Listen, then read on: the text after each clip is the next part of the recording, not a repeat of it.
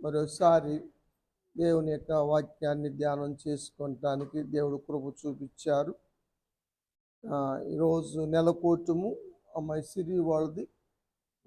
దేవుడు సిరి చేస్తున్న ప్రాజెక్ట్ వరకు మంచిగా చేయటానికి దేవుడు కృప చూపును గాక.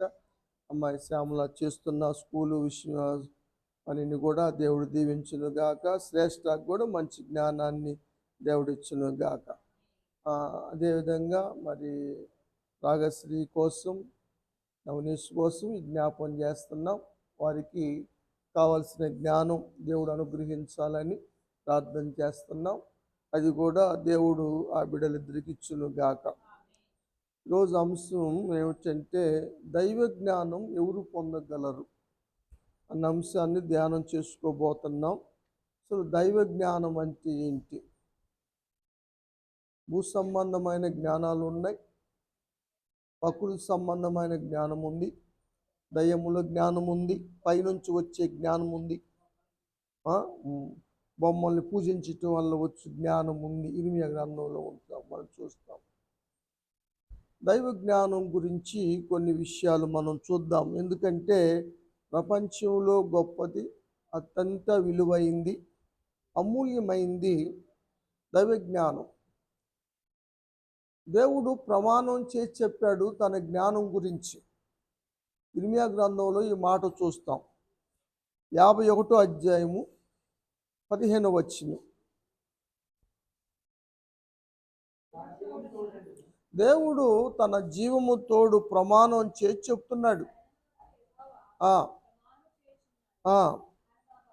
తన బలము చేత భూమిని సృష్టించానని, తన జ్ఞానము చేత ప్రపంచమును స్థాపించానని, తన ప్రజ్ఞ చేత ఆకాశములను విశాలపరచానని, తన అధికారము చేత ఆజ్ఞ ఇచ్చి జలరాశులను ఆకాశ మండలములను పుట్టించాడని, భూమి మీద నుండి నీళ్లను ఆవిరిగా మార్చి ఆకాశ మండలానికి ఎక్క చేయగలవాడని, వర్షము కలుగునట్లుగా మెరుపులు పుట్టించువాడని, తన ధనాగారములో నుండి గాలిని రప్పించగల శక్తిమంతుడని, దేవుని జ్ఞానము గురించి, ప్రజ్ఞ గురించి, బలము గురించి, అనే శక్తి గురించి ప్రమాణము చేసి దేవుడు చెప్పాడు.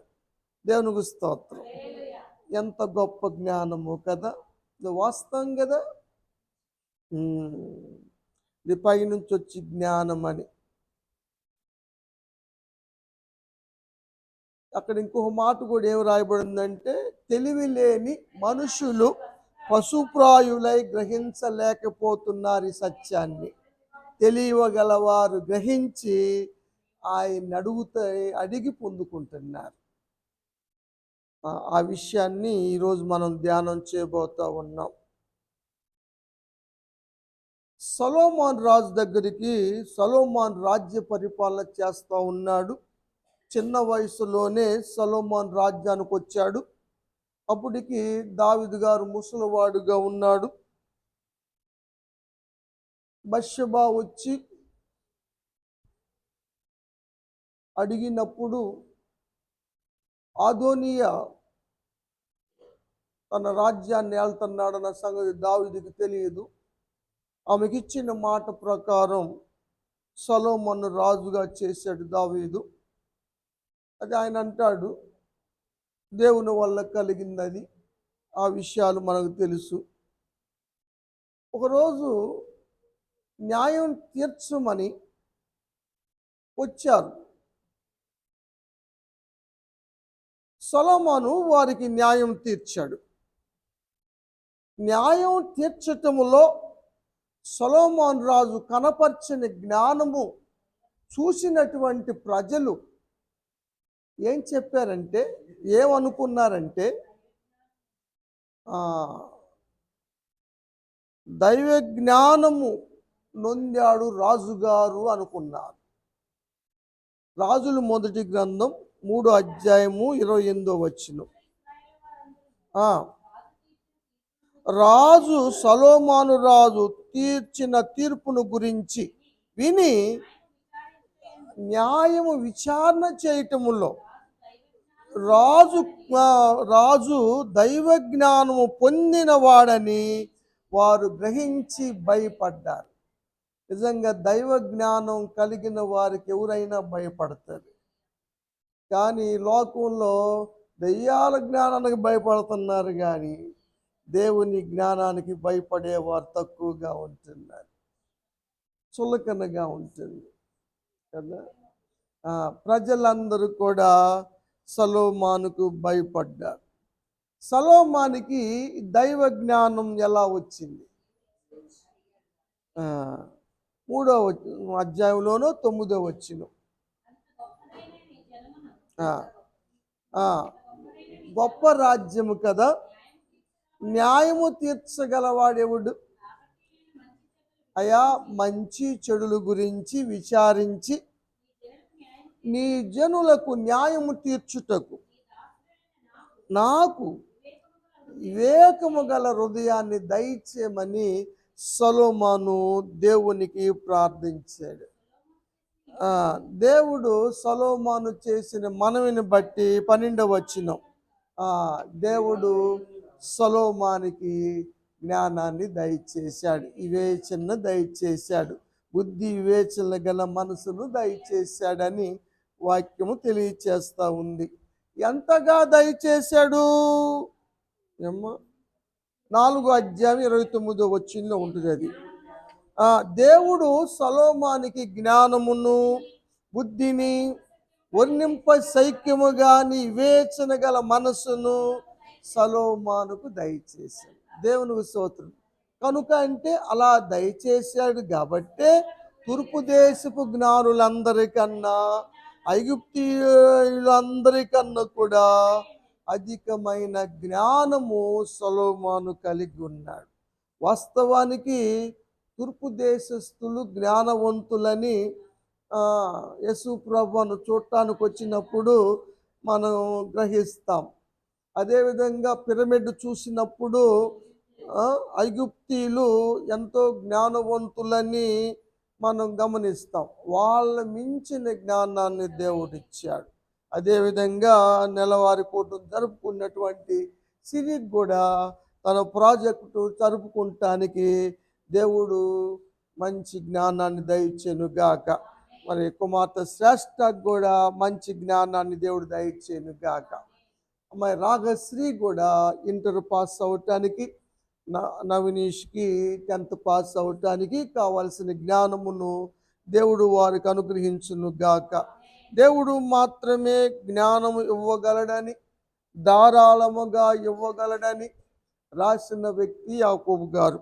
యాకోబు తన రాసిన పత్రికలో రాస్తాడు కదా, భూ సంబంధమైన జ్ఞానము, ప్రకృతి సంబంధమైన జ్ఞానము, దయ్యముల జ్ఞానము గురించి, పైనుంచి వచ్చే జ్ఞానము గురించి, ఏది శ్రేష్టమైంది ఏది మేలైందన్న విషయాలు 3వ అధ్యాయం 15వ వచనంలో రాశాడు. తర్వాత జ్ఞానము ఎవరికి కొదువుగా ఉన్నా వాడు ఏం చేయాలో 1వ అధ్యాయం 5వ వచనంలో రాశాడు. మీలో ఎవరికైనాను జ్ఞానము కొదువుగా ఉంటే, ఎవరికి జ్ఞానం కావాలన్నా కదా దేవుణ్ణి అడగాలి. అమ్మాయి సిరి మరి ప్రాజెక్ట్ వర్క్ చేస్తూ ఉంది, మరి అది కొంచెం ప్రాబ్లమే అయినప్పటికీ దేవుడు అట్టి జ్ఞానాన్ని దేవుడు ఇచ్చునుగాక. మరి బిడ్డలు మరి చదువుతూ ఉన్నారు, రాగశ్రీ నవనీషు, మరి వారి సబ్జెక్టులు ఉన్నాయి. ఆ సబ్జెక్టులన్నిటిలో కూడా దేంట్లో కొదువుగా ఉన్నా సరే మరి దాన్ని ధారాళంగా దేవుడు ఇచ్చునుగాక. ఇక్కడ అడగమంది ఏంది, నీకు వచ్చిందాన్ని అడగమని లేదు. ఏదైతే కొదువుగా ఉందో, ఏ సబ్జెక్టులో నీ కొదువుగా ఉన్నావో దాన్ని అడిగితే, ఏ కథమాటల్లో బాగానే ఉండవుగా, దీంట్లో ఒకదాని తగ్గితేవన్నంట అని గద్దించడు దేవుడు. ఆయన ఇస్తే ధారాళంగా ఇస్తాడని వాక్యంలో మనం చూస్తూ ఉన్నాం. అయితే ఈయన చెప్పిన సలహా ఏమిటంటే, పొందుకోవాలంటే విశ్వాసముతో అడగాలి, కానీ ఏమాత్రము సందేహము కలిగి ఉండకూడదు. సందేహం ఉంటే ఏమన్నా ప్రమాదమా? ప్రమాదమే. ఏంటా ప్రమాదం? దేవుని నుంచి దొరికిద్ది పొందుకుంటామని ఆశ పెట్టుకోకూడదు. సందేహించువారు తాము అడిగింది పొందగలమని, దొరుకునని ఆశ పెట్టుకోకూడదు. ఎందుకంటే వారికి దొరకదు. కానీ విశ్వాసంతో ఉన్నవారు మాత్రం సంతోషపడొచ్చు, ఆశపడొచ్చు. వారికి తప్పనిసరిగా దొరుకుతుంది. దేవుడు వారికి ధారాళంగా ఇస్తాడు. కాబట్టి విశ్వాసంగా ఉండండి, దేవుడి నుంచి ధారాళంగా పొందండి, అన్నిట్లో విజయాలు పొంది మరి విజయాల బాటలో నడవండి. పౌలు గారు రాస్తాడు, దేవుడు ఎప్పుడు విజయాల్లో ఊరేగిస్తాడని సంఘానికి రాస్తాడు పౌలు గారు. కాబట్టి ఆయన జయ జీవితాన్ని ఇచ్చేవాడుగా ఉంటాడని వాక్యంలో మనం చూస్తూ ఉన్నాం కదా. సొలొమోను విశ్వాసంతో అడిగాడు కాబట్టి ధారాళంగా దయచేశాడు. అందరికన్నా గొప్ప జ్ఞానం ఇచ్చాడు. తూర్పు దేశస్థుల కన్నా, మరి ఐగుప్తు దేశస్థుల కన్నా అధికమైన జ్ఞానం ఇచ్చాడు. కాబట్టి ఆ జ్ఞానముతో 3000 సామెతలు రాయగలిగాడు. 1005 కీర్తనలు రచించాడు. వృక్షశాస్త్రాన్ని, జంతు శాస్త్రాన్ని గురించి రాశాడు. ప్రసంగి గ్రంథము రాశాడు. పరమగీతముల గ్రంథము రాశాడు.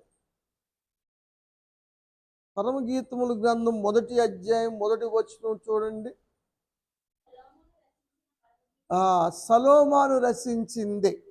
ఇంకా ప్రసంగి కూడా సొలొమోను రాసిన దాన్ని ఆధారాలు ఉన్నాయి.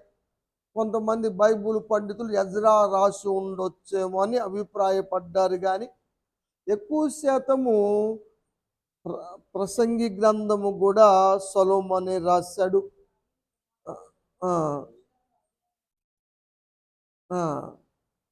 మాటలు మనం చూస్తూ ఉన్నాం. ప్రసంగి పలికినవే కదా. ప్రసంగి ఎవరు? సొలొమోనే కదా. కాబట్టి అంత జ్ఞానము దేవుడిచ్చాడు. కేవలము ప్రార్థన చేయటం ద్వారా. ఈరోజు మనం ప్రార్థన చేస్తున్నాం. సిరికి, అదేవిధంగా శ్రేష్టకి, రాగశ్రీకి, నవనీష్కి, మన బిడ్డలు చదువుకున్న బిడ్డలకి, ఎగ్జామ్స్ ప్రిపేర్ అవుతున్న బిడ్డలకి, అందరికి కూడా దేవుడు అట్టి జ్ఞానాన్ని ఇచ్చును గాక. దేవుడు జ్ఞానం ఇస్తాడు, విజయాన్ని ఇస్తాడని వాక్యంలో మనం చూస్తూ ఉన్నాం. యోబు గ్రంథంలో కూడా దేవుని జ్ఞానము గురించి ఒక మాట మీ జ్ఞాపకం చేస్తా. ఎందుకంటే యోబు గ్రంథాన్ని కూడా జ్ఞాన గ్రంథము అంటారు. యోబు గ్రంథంలో ఉన్నంత జ్ఞానము ఇంకా ఎందుట్లో కనబడదు. తర్వాత సామెతల్లో కనపడుతుంది. 64 ప్రశ్నలు ఉన్నాయి, దేవుడు అడిగిన ప్రశ్నలు యోబు గ్రంథంలో. బైబిల్ పండితులు తెలియచేశారు 64 ప్రశ్నలు యోబు గ్రంథంలో దేవుడు అడిగాడని. సరే, మనం వాటి గురించి మనం అడగటం లేదు. కానీ 12వ అధ్యాయం 13వ వచనములో ఒక వాక్య భాగాన్ని చదువుదాం. జ్ఞాన శౌర్యములు ఆయన యొద్దనే ఉన్నవి. పౌలు గారు ఏం రాస్తాడు? బుద్ధి జ్ఞానముల సర్వ సంపదలు ఆయన ఎందుకు గుప్తమై ఉన్నవి అంటాడు. ఏమంటాడు? జ్ఞాన శౌర్యములు దేవుని దగ్గర ఉన్నవి. ఇంకా అంతేకాదు, ఆలోచనయు వివేచనయు ఆయనకు కలవు. వాటిని మనం పొందాలంటే మనం ప్రార్థన చేయాలి. ప్రార్థన చేయటమే కాదు కానీ ఆయన అనుసరించాలని కూడా వాక్యము తెలియచేస్తూ ఉంది. దేవుని అనుసరించిన వారు జ్ఞానవంతులయ్యారని బైబిల్ గ్రంథం చెబుతూ ఉంది. అడిగిన సొలొమోను ఎంత జ్ఞానవంతుడయ్యాడో మనం చూసాం.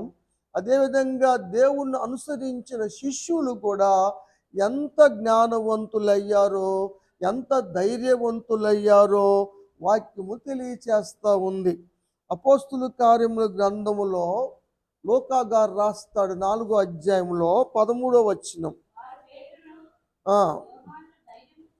పేతురు యోహానుల ధైర్యం చూచినప్పుడు అక్కడ వారందరూ అనుకున్నారు, పేతురుకు గాని యోహాను గాని విద్య లేని పామరులు అనుకున్నారు. ఎందుకంటే వాళ్ళు జాలరులు, చేపలు పట్టుకునేవారు, సామాన్యులు. పామరులు అంటే సామాన్యులని పుట్టినోట్లో ఇచ్చాడు కదా. వాళ్ళు సామాన్యమైన మానవులు, స్కూల్కి వెళ్ళి చదువుకున్న వాళ్ళు కాదు, కాన్వెంట్లకి వెళ్ళి తిరిగిన వాళ్ళు కాదు, వాళ్ళు సామాన్యులు. అందుకనే ఆ పదం వాడాడు లోకా గారు. విద్య లేని పామరులు అన్న మాట వాడటానికి కారణం అది. కానీ ఎలా వచ్చింది వీళ్ళకి ఇంత జ్ఞానము, ఇంత ధైర్యము అని అనుకుంటే వాళ్ళకి అర్థమైంది ఏంటంటే వారు యేసుతో ఉన్నారు. నిజంగా మనం యేసయ్యతో కలిసి నడిస్తే, యేసుతో ఉండే వారంగా ఉంటే మనల్ని సామాన్యుల్ని అసమానులుగా చేస్తాడు. వీలైతే భూలోకాన్నే తల్లకిందులు చేసేవాళ్ళుగా చేయగలిగినటువంటి సమర్థుడు యేసయ్య. కాబట్టి యేసయ్యను అనుసరించటం ఎంతో మంచిది. ప్రార్థన చేయటం, దేవుని సన్నిధికి రావటం, బైబిల్ చదువుకోవటం చాలా మంచిది. జ్ఞానం, దైవ జ్ఞానం కావాలనుకున్న వాళ్ళు, జ్ఞానము లేని వారికి తెలివి కలగటానికి రాయబడిన సామెతలు అని సామెతల గ్రంథంలో ఉంటుంది. బుద్ధిహీనులకు మొదటి వచ్చిన చదవండి, మొదటి అధ్యాయం చూడండి, 4.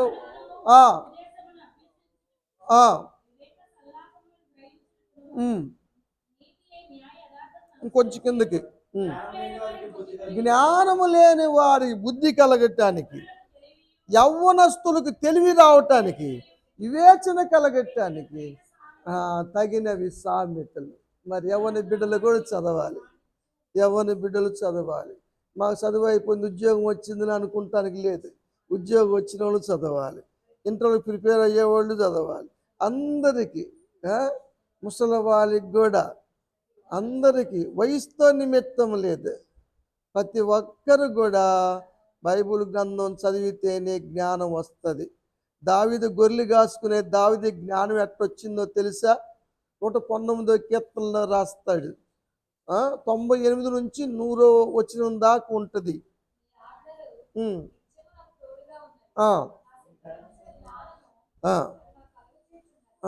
దేవునికి దావీదుకి జ్ఞానము ఈ దేవుని యొక్క ఆజ్ఞల వల్లే కలిగినవంట, ధర్మశాస్త్రం వల్లే జ్ఞానం కలిగిందని చెబుతాడు.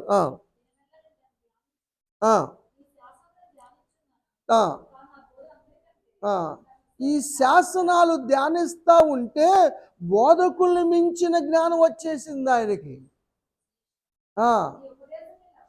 దేవుని యొక్క ఉపదేశాన్ని లక్ష్యం చేస్తూ ఉంటే ముసలోళ్ళ కన్నా మించిన జ్ఞానం వచ్చేసింది దావీదుకి. వాక్యాన్ని అనుసరించి నడిస్తే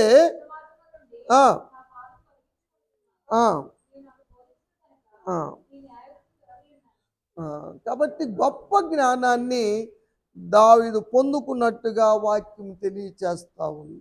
కాబట్టి చదవండి, బిడ్డల్ని చదివించండి, ప్రార్థనలు చేయండి. మేము ప్రార్థనలు పెట్టుకున్నాం, ప్రార్థన చేసుకున్నాంలే అన్నది కాదు. అది మొదటి స్టెప్ అనుకుందాం. కాబట్టి ఒకే స్టెప్లో ఆగిపోయేది కాదు జీవితం. కాబట్టి స్టెప్ బై స్టెప్ మనం ఎదగాలి, అభివృద్ధి చెందాలంటే ప్రతి దాన్ని కూడా మనం ఫాలో అవుతేనే ఉన్నతమైన స్థితికి వెళ్తామని దేవుని యొక్క వాక్యంలో మనం చూస్తూ ఉన్నాం. సామాన్యులు, విద్య లేని పామరులుగా ఉన్న పేతురు 2 పత్రికలు రాశాడు.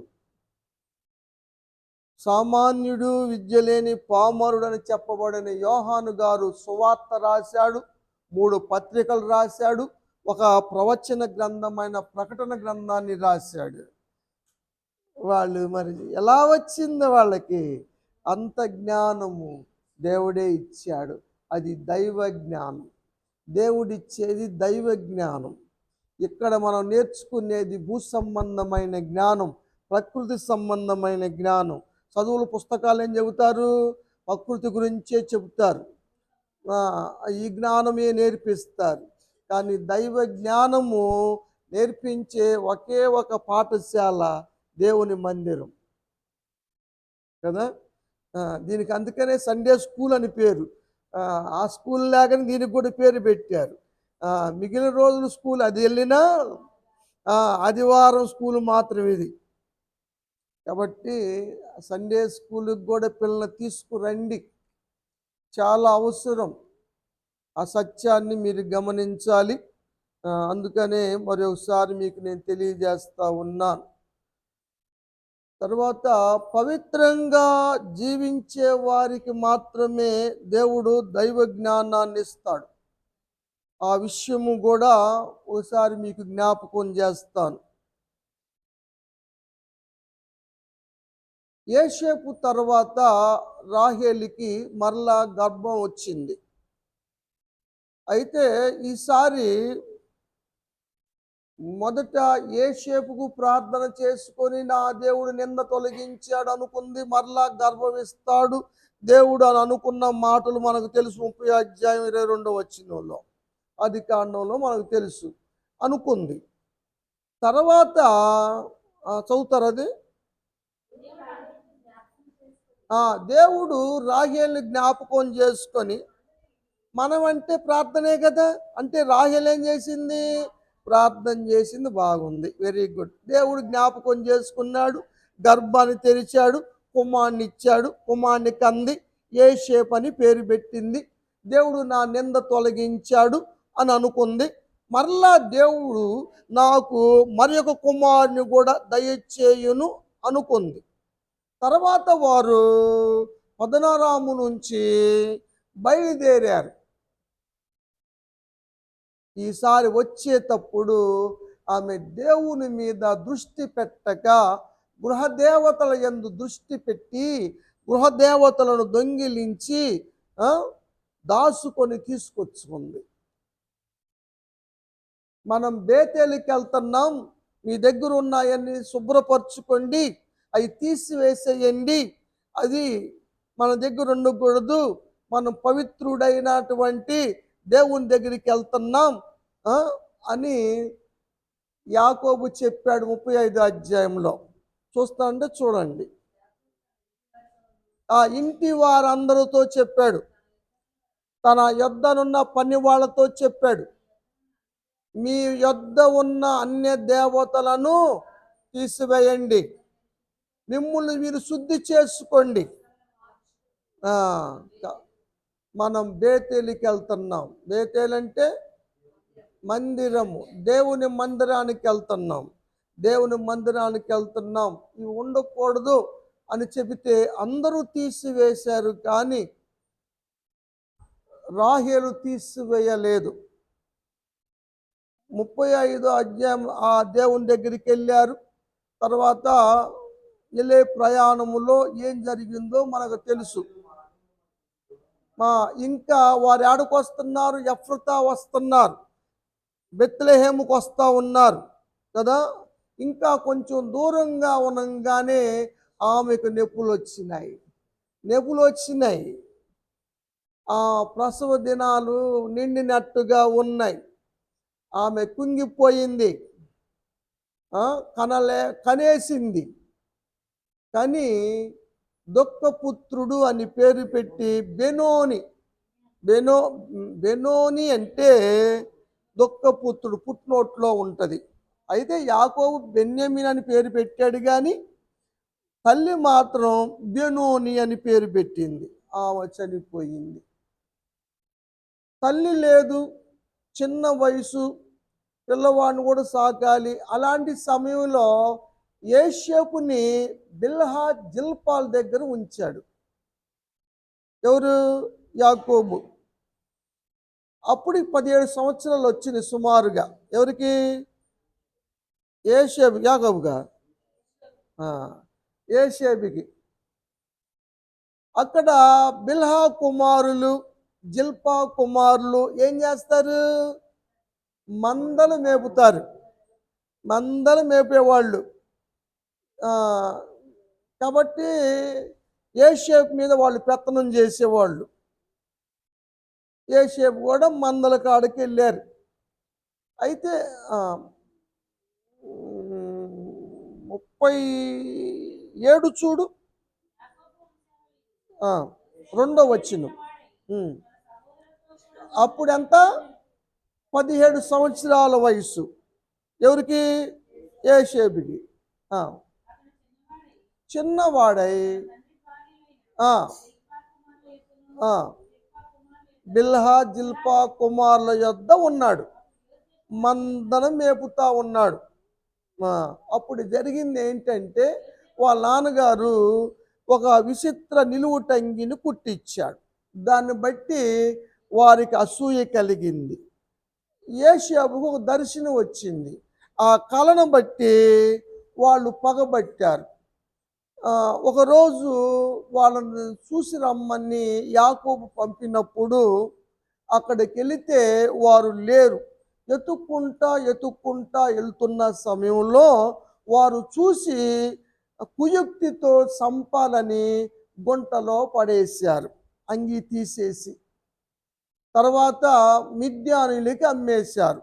మిద్యానులు తీసుకెళ్ళి ఐగుప్తు దేశములో ఫరో రాజు గారి బాడీగార్డు సైన్యాధిపతిగా పనిచేస్తున్న పోతిఫర్ గారికి అమ్మేశారు. అక్కడికి చేరాడు బానిసగా యోసేపు. చదువుకున్నాడా? కాన్వెంట్లు, స్కూళ్ళు లేదు కదా. పాప చదివించిన వాళ్ళే లేరు పాపం ఆయన. ఇక అక్కడ నుంచి పోతిఫరు భార్య కన్నేసి తనతో శయనించమని బలవంతం చేయటం మనకు తెలుసు. దేవునికి విరోధంగా పాపము చేయనని యోసేపు విడిచిపెట్టి పారిపోవటం తెలుసు. నేరం వేసి యోసేపుని చెరసాల్లో పెట్టించటం కూడా తెలుసు. అక్కడ పానదాయకుల అధిపతి, భక్ష్యకారుల అధిపతి కూడా కలవటం, వారు కలగంటం, ఆ కలల భావాలు యోసేపు తెలియచేయటం, చెప్పిన ప్రకారంగానే వారికి జరగటం, పానదాయకునికి మరలా ఉద్యోగం రావటం, 3 రోజుల్లో భక్ష్యకారుణ్ణి ఉరి తీయటం జరిగింది. వెళ్ళేటప్పుడు చెప్పాడయా, నేను ఎబ్రీయుణ్ణి, నానే తప్పు చేయలేదు, నేను అక్కడి నుంచి దొంగిలించబడ్డాను. ఆ పదం చెప్పటానికి కారణం మీకు చెప్పాను గతంలో. అమ్మేశారు అంటే బాగాదు, తన అన్నల మీద నేరం మోపినట్టుంటుందని అన్నల మీద ప్రేమ చేత ఆ పదాన్ని ఉపయోగించలేదు యోసేపు. ఎందుకంటే ప్రేమించే గుణము, క్షమించే గుణము యోసేపులో ఉన్నాయి. ఆ సంగతి మనకు తెలుసు. చెబితే పానదాయకుడు మర్చిపోయాడు, కానీ దేవుడు మర్చిపోలేదు. తన దర్శనం నెరవేరిద్దని పవిత్రంగానే జీవిస్తూ ఉన్నాడు యోసేపు. ఈలో ఫరో గారి కల వచ్చింది. ముఖం ఎలాడేసుకొని ఉంటే పానదాయకుడు అడిగాడు, అయ్యా నాకు దర్శనం వచ్చిందని చెప్పాడు, అయినా తప్పు మన్నించాలి మీరు, నేను చెరసాల్లో ఉన్నప్పుడు ఇలా జరిగింది యోసేపు అని నాకు చెప్పాడంటే యోసేపుని పిలిపించారు. యోసేపుకి తనకు వచ్చిన 2 కళలు చెప్పాడు కదా. బలిసిన ఎద్దులు మేస్తా ఉంటే బక్కజిక్కిని వచ్చి వాటిని మింగేసింది ఒక కళ. పుష్టి గల వెన్నుల్ని బలహీనమైన వెన్నులు మింగివేసింది 2వ కళ. ఈ 2 కళ భావాలు ఒకటేనండి. 7 సంవత్సరాలు పంట బాగా పండుతుంది, 7 సంవత్సరాలు కరువు వస్తుంది. పంట పడ్డప్పుడు ధాన్యాన్ని భద్రం చేసుకొని పండని కరువు సమయాల్లో వాడుకోవచ్చు.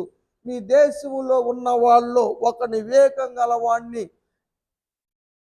కనుగొని వాడికి అధికారం ఇచ్చి ఆ ఏర్పాటు చేసుకోండి అని చెప్పాడు. ఫరో అంటాడు 41వ అధ్యాయం, దేవుడిదంతా నీకు తెలియచేశాడు, నీవలే వివేకము గలవాడు లేడు. ఫరోకు అర్థమైంది యోసేపులో దైవ జ్ఞానం ఉందని. పై వచనాలు అమ్మ చదివిన దానికి పై వచ్చిన ఏముంటుందంటే,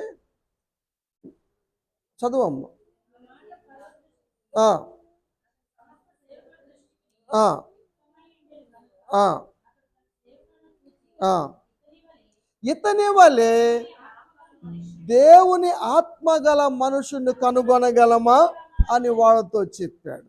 దేవుని ఆత్మ కలిగిన వ్యక్తిగా ఉన్నాడు ఫరో దృష్టికి యోసేపు. వివేక జ్ఞానములు కలిగిన వాడుగా ఉన్నాడు దృష్టికి కదా. ఎక్కడ దేనికి? దైవ జ్ఞానం, దేవుడిచ్చిన జ్ఞానం, దేవుడు నీకు తెలియచేశాడు కాబట్టి నువ్వే అధికారిగా ఉండు.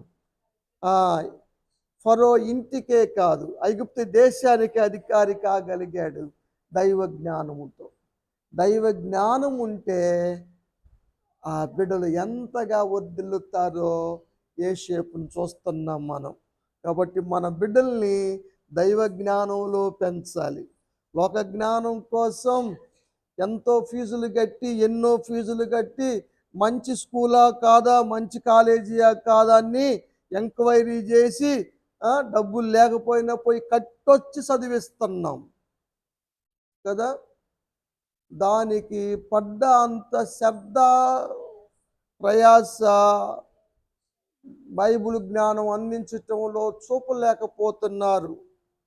ఆఖరికి దైవజనుల కుటుంబం అయినా సరే, ఎవరి కుటుంబాలైనా సరే కదా. ఏం చేద్దాం? వినకపోతే అన్నది మన ముందున్న ప్రశ్న. మనకైతే ఉంది, కానీ మిషనరీలు చేసిన వ్యక్తులందరూ కూడా దైవ జ్ఞానం పొందుకున్న వాళ్ళే. వాళ్ళ తల్లుల ప్రార్థనల వల్లే వారు మిషనరీలుగా ఎదిగిన సంఘటనలు మనకు తెలుసు. ఒక తల్లికి 18 మంది కొడుకులు అంట, మా తల్లి ఎట్టగా అందో కానీ కదా. ఒక్కొక్క మంచం దగ్గర పండుకున్న తర్వాత ప్రార్థన చేస్తే తెల్లారేకే చివరోడికి తెలిసేది తెల్లారేదంట. రాత్రంతా ప్రార్థన చేసేది. జాన్ వెస్లీ వాళ్ళ అమ్మగారు మిషనరీలు అయ్యారు వాళ్ళు. అంత ఓర్పు మనకి ఎక్కడ ఉందంటారా?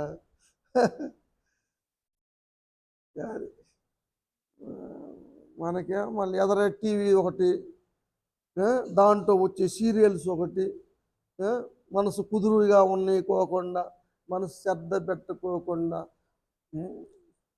మనం ఇంటింటి సువార్త అంటే వాడు ఇంటింటి టీవీ ప్రోగ్రాం పెట్టాడు. మనం పెట్టే ప్రతి దానికి వాడు ఇంకొక ప్రోగ్రాం పెడతా ఉంటాడు. కానీ బిడ్డల భవిష్యత్తు మనకు ముఖ్యం. ఏదైతే చెప్తాను పిల్లలకి, డిగ్రీ దాకా మీరు మంచిగా శ్రద్ధగా చదువుకోగలిగితే ఉద్యోగం వస్తే కూర్చొని తినవచ్చు నువ్వు హాయిగా.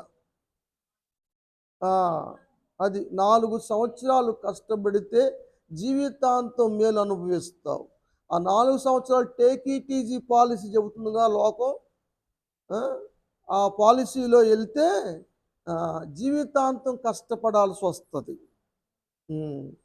ప్రార్థన చేస్తున్నా మంచిదే కదా, మనం ప్రార్థన చేస్తాం. అందరం మీరు గమనించారో లేదు కానీ, అయ్యా తల్లిదండ్రులు పడ్డ కష్టాలు బిడ్డలు పడకూడదు నాయన. నిజంగా మేము పడుతున్నాం కష్టాలు. మాకు అప్పుడు జ్ఞానం లేక, చెప్పేవాళ్ళు లేక మేము ఈ విధంగా ఉండిపోయాం. ఇప్పుడు చదువుకోరా అంటే చదువుకోలేకపోయాం.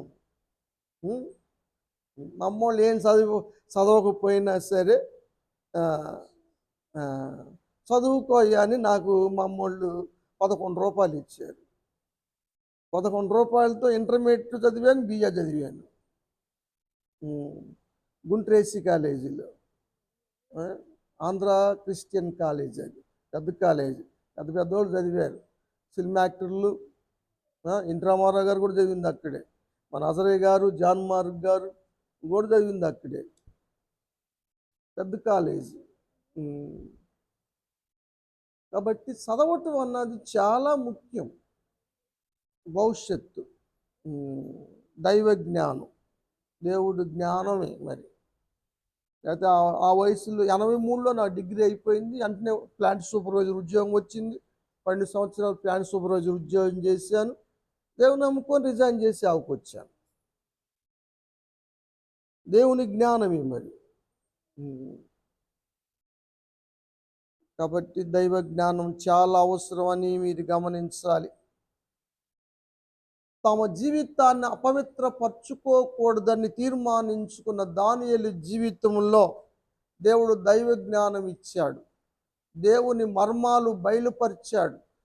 బబులోను రాజు నెబుకద్నెజరు కల మర్చిపోతే దేవుని కటాక్షము ద్వారా, ప్రార్థన ద్వారా దైవ మర్మాలు తెలుసుకోగలిగాడు దానియేలు.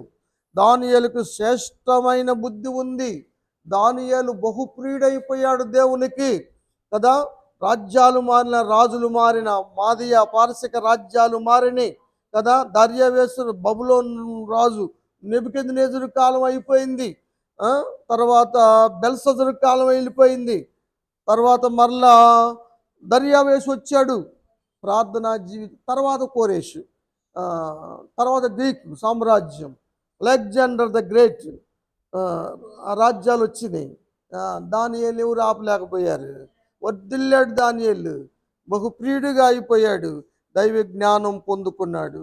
కాబట్టి మనం దేవునికి మన బిడ్డలు బహుప్రియులుగా ఉండాలంటే దేవుని అనుసరించాలి. ప్రార్థనే కాదు, దేవుని సన్నిధికి రావటం, బైబిల్ గ్రంథం చదవటం. రావటానికి లేని వాళ్ళు కనీసం బైబిల్ చదవండి. కాలేజీల్లో కూడా బైబిల్ చదవాలి. ఏమ్మా చదువుకోవచ్చు. కొనుక్కునేటప్పుడు ఒక అధ్యాయం చదివి ప్రార్థన చేసి కొనుక్కోవచ్చు. లేవంగలే అది పాటలు పెట్టమని పెడతా. దాని నిండా పాటలే ఉన్నాయి. లావనే దాని మీద ఒక పాట పాడిద్ది, ముందు నాకు పంపించిద్ది అనమాట. పాట పాడేటప్పుడు నాకు కూడా పంపిద్ది. బైబిల్ అధ్యాయం చదువుతుంది. తర్వాత నేను ప్రార్థన చేసినాక అమ్మాయి ప్రార్థన చేసుకుంటుంది. అట్లా తప్పనిసరిగా చేసుకోవటం మంచిది. దేవుడు మరి వాళ్ళకి ఇచ్చిన జ్ఞానం మరి గొప్పది. అరబిక్ కూడా మాట్లాడుతుంది, అరబ్బీ మాట్లాడుతుందంటే గ్రేట్ కదా. అక్కడ వాళ్ళు కూడా మాట్లాడలేకపోతున్నారు. అన్ని భాషలు బిడ్డలు అన్ని భాషలు మాట్లాడగలుగుతున్నారంటే దేవుని కృప. కాబట్టి దైవ జ్ఞానం అన్నది బిడ్డలకు కావాలి. అట్టి దైవ జ్ఞానాన్ని దేవుడు శ్రీ కుటుంబానికి, మరి అమ్మాయి మంజుల వాళ్ళ కుటుంబంలో రాగశ్రీ నవనీషుకుని, మన బిడ్డలందరికీ కూడా దేవుడు దైవ జ్ఞానం దయచేయును గాక. దేవుడి మాటలు దీవించి ఆశ్రయించును గాక.